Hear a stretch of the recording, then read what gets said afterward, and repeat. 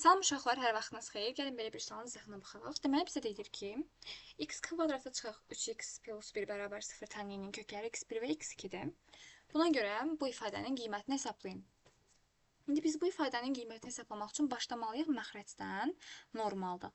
Prosta bizim burada tapmalı olduğumuz bir əlaqə var ki, bunu da bu kvadrat tənlikdə v terimi ilə tapa bilərik.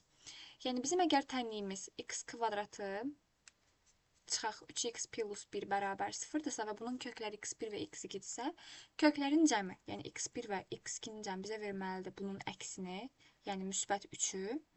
x1 vur x2 isə bizə verməlidir 1-i. Biz bu əlaqəni yadımızda saxlamalıyıq. Bunu yadımızda saxladıqdan sonra keçməliyik bu ifadənin həllinə. Biz bu arada burada x1 vur x2'nin 1 olduğundan bizim artıq beynimizdə məlum olmalıdır ki, hansı ədədlərin hasili 1 edir. Ümumiyyətlə, o cəhətdən yanaşmaq olar. X2'ni bərabərliyin əksinə də keçirmək olar. Buradan x1'i taparıq 1 bölü x2.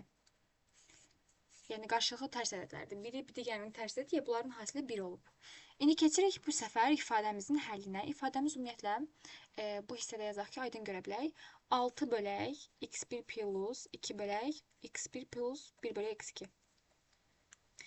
Gördüyümüz kimi 1 bölü x2 var ən aşağıda və 1 bölü x2 isə x1'ə bərabərdir. Yəni, buradakı 1 bölü x2'nin yerinə biz nə yaza bilərik? x1 yaza bilərik.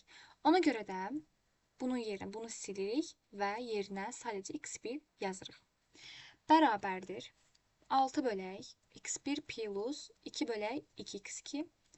Buradakı x2'lər gedir.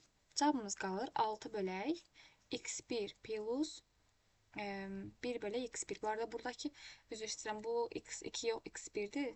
Yəni, toplayanda bunları 2x1 eləyir. Yəni, yekun cavabı budur. İndi bizə lazımdır ki, bunun cavabını tapmaq üçün məxrəcin cavabı. Məxrəcin cavabında necə tapmaq olar? Ümumiyyətlə, bu tənliyin kökü x1 və x2'dir. Yəni, həm x2, həm də x1 bu tənliyin kökü olduğu üçün buradakı x-in yerinə x1'də yazsanız ödənməlidir 0 bərabərliyi. Buradakı x-in yerinə x2 ilə yazsanız bu tənliyin bərabərliyi ödənməlidir. Bizə lazımdır bu dəqiqə x1'lər. Ona görə də biz bunun yerinə x1 yaza bilərik. Yəni, bu deməkdir ki, biz yaza bilərik ki, hər bir x-in yerinə x1'in kvadratı çıxaq 3x1 plus 1 bərabər 0.